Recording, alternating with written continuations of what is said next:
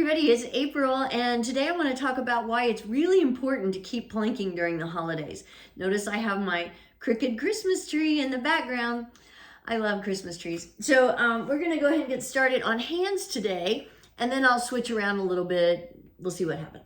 So if you're starting on hands, which you don't have to, you can start however you want. Starting in table, pull your shoulders down your back, then lift your upper back, lift your chest, pull in your belly, come up on your toes, shift your weight forward slightly. The timer has begun. And then once you're in your plank, do everything again. Press into the floor, separating your shoulders so you're actually broadening your upper back. Pull in your belly again, tighten up your glutes, press your heels back. We've got it going on. So you could start, like I said, you can start however you want in your plank. But it is a good idea for you to have your own stopwatch on, just so you can, in case you are working up toward a minute or 2 minutes or whatever, that maybe you hold as long as you can and then stop your stopwatch when you need to stop and then start it again if you pick back up again.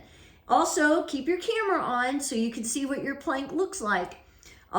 Just to make sure that you're not sagging or lifting up too high. You want that nice long line. Gaze just out in front of your fingertips, actively pulling in your belly. We're coming up on a minute. I'm just going to stay on my hands for a little bit. So, a lot of times with all the hustle and bustle and things going on during the holidays, it can end up being kind of stressful for people, which, first of all, try not to do that. The holidays should be a great time, and it should be a time for family and giving, and there's receiving.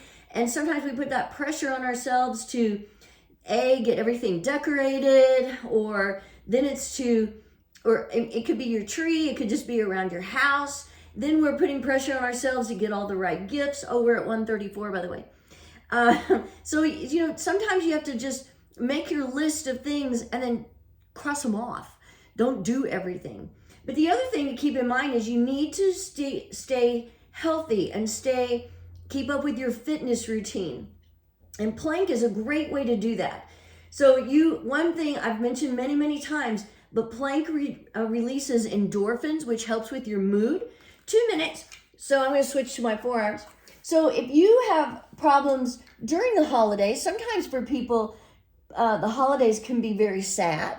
It can be, and again, it's very stressful. So you want to try to find ways to relieve some of that stress, or maybe have a mood booster. Well, ta-da, that's plank. I know I've mentioned that before. Ouch, my buttons are hurting me.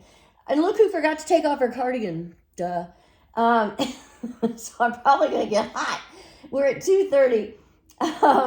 So, you want to, by planking, one of the things about planking is you may be hating it so much while you're doing it that it takes your mind off some of the pressures that you've put on yourself. So you're not thinking about your gift list or your guest list if you're having family over, or what you need to buy from the grocery, or whatever you're doing. Plank is a great way to take your mind off things.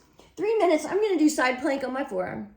So stacking your feet, or you can bring your top foot in front of you, reaching your top arm to the sky, actively lifting your hips. And I am starting to get warm. Whee!